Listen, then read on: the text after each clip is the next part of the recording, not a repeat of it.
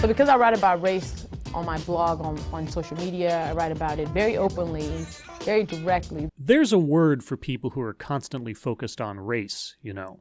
There are times when I get emails from hurt white people who are basically telling me that they feel like I'm being divisive or they're misunderstood. Basically, it's white fragility in email form.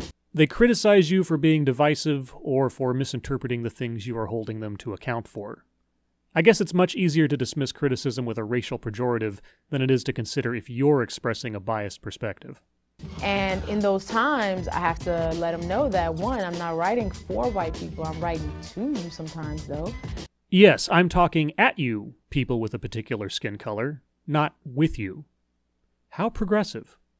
So me being very pro-black sometimes is not me being anti-white. I wonder what kind of blog you would write regarding someone who described themselves as being pro-white, but not anti-black. Would you believe them? Part of the problem with race in the U.S. and racism is that we aren't having these open conversations, these real conversations that aren't steeped in super polite words and sentences. We need to be talking to each other, and that's what I hope I do. You dismiss direct criticism from white people as white fragility. It sounds like they were attempting to have an open conversation with you, and you are choosing not to listen. Have you considered that you might be part of the very problem that you describe? And I get messages from white readers who say, you know what, you've actually made me think about this differently. So do those white people lack white fragility? Are they less fractured beings because they complimented you? Do they possess white strength, then? How would you categorize the sentiments in those positive communications? If you are a writer with a strong point of view, you will always ruffle certain feathers. There's no way everyone's going to agree with whatever you say all the time. It's just not possible. I absolutely agree. You cannot please all of the people all of the time. And if your stated goal was to just publish your opinion without further consideration, I wouldn't have much to say. However, you've articulated a desire to have open conversations in order to try and combat racism.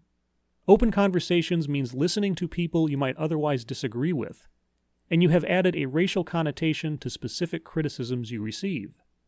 Doesn't that kind of attitude contribute to the racial divide in this country? And if not, why not? And for me, what's important about my writing is I have to make sure I say it like I mean it, I don't say it from a place of hate, and I can defend my words. I do not know your mind or your heart, only what you say and what you do.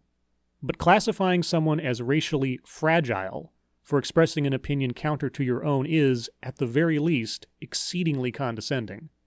It as well ignores the individual making such a complaint, and instead adding them to a nameless collective.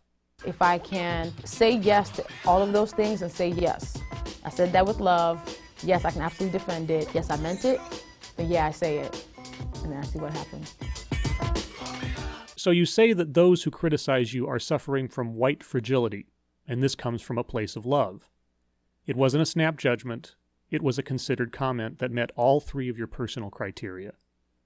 I believe you mean it, and I can extend the benefit of the doubt that it's not being said in hate. But I am very, very curious to hear you defend it. As always, thanks for watching.